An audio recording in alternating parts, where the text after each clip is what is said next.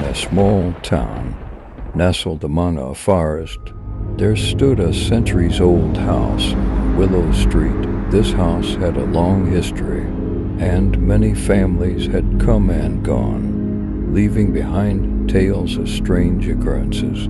But for Sarah, a single mother of two, it was an opportunity to pass up. She purchased the house, believing the stories to be mere superstitions. One winter evening, Sarah's children were away for a sleepover at a friend's house.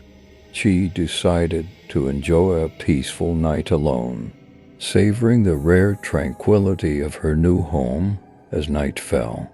The old house seemed to take on a life of its own, casting eerie shadows with its flickering gas lamps and creaking wooden floors. Sarah settled in the cozy living room, wrapped in a warm blanket, and lost herself in a novel. Hours passed, and the silence grew almost oppressive. Just as she began to drift into a serene sleep, she heard a faint, almost imperceptible sound, like a distant whisper. Startled, Sarah sat up, her heart pounding. She strained her ears, trying to make sense of the sound. It seemed like faint footsteps, moving cautiously in the hallway. Her first instinct was to dismiss it as her imagination or the house settling, as it often did. However, the sound continued, growing louder and more distinct. Fear gripped her as she realized she was alone in the house, or so she thought. Trembling, she reached for her cell phone and dialed the police. The dispatcher assured her that an officer was on the way.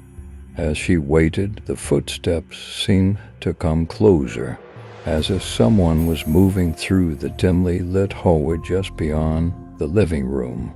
Sarah's heart raced, and she clutched the blanket tightly around her.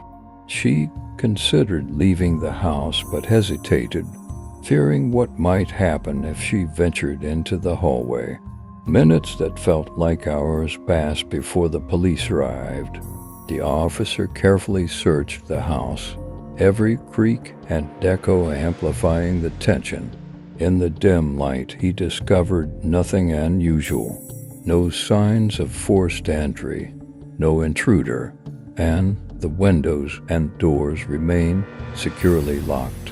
The officer offered comforting words, suggesting that Sarah might have been startled by the house's old pipes or a draft.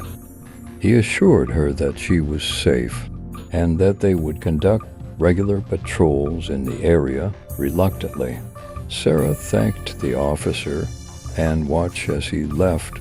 She was left alone once more, her nerves still on edge. She returned to her book, but her concentration was shattered. Every creak of the old house, every shadow cast by the gas lamps, seemed to conspire against her. As dawn broke, Sarah's children returned home, and she recounted the night's unsettling events. They laughed it off, attributing it to her overactive imagination. Yet, Sarah couldn't shake the feeling that something unseen had been with her in that house on Willow Street, something that defied explanation. In the days that followed, Sarah delved into the history of the house, seeking answers to the strange occurrences. She uncovered tales of previous owners who had experienced similar unexplained phenomena. It seemed that the house on Willow Street held secrets that had endured for generations. Sarah and her children continued to live in the house, their unease growing with each passing night. The footsteps, whispers, and inexplicable occurrences persisted, a constant reminder that they were never truly alone in the centuries-old home. This longer story delves into the eerie atmosphere and ongoing suspense of living in a haunted house on Willow Street. where the inexplicable becomes a part of daily life.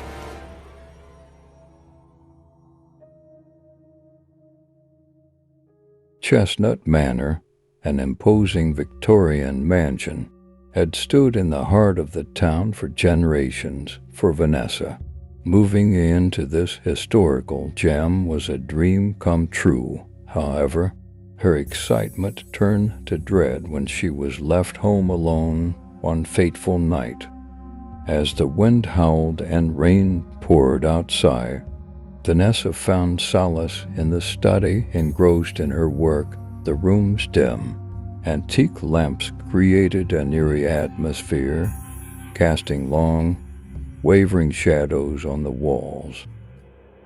Suddenly, the grand piano in the adjacent room began to play a haunting melody, its keys moving as if by an invisible hand. Terrified, Vanessa froze in her chair, unable to comprehend what she was witnessing.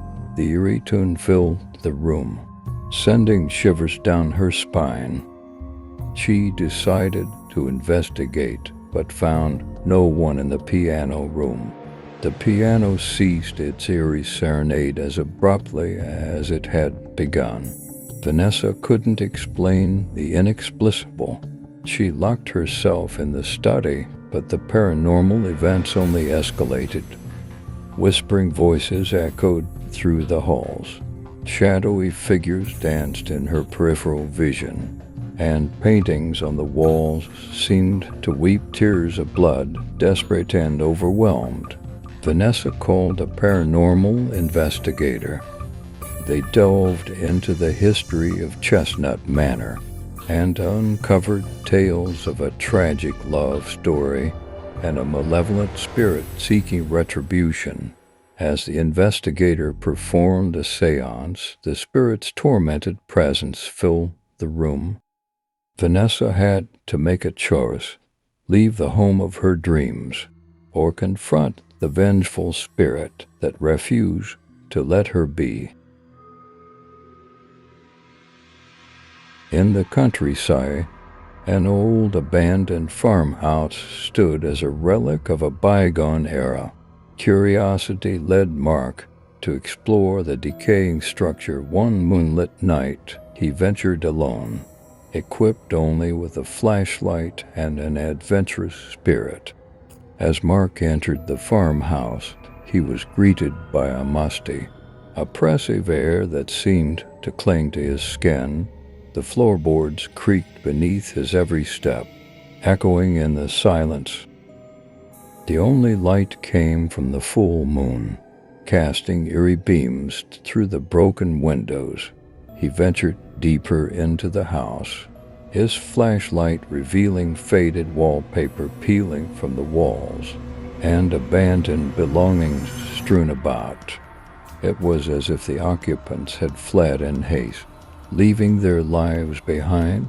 Mark's heart raced when he heard faint whispers, almost indistinct, but definitely present. He followed the voices, finding himself in a narrow, dimly lit corridor.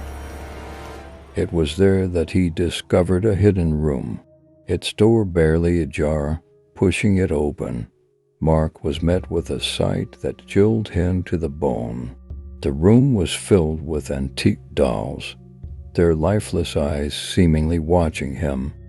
Their whispers grew louder, now forming words that begged for release from their confinement.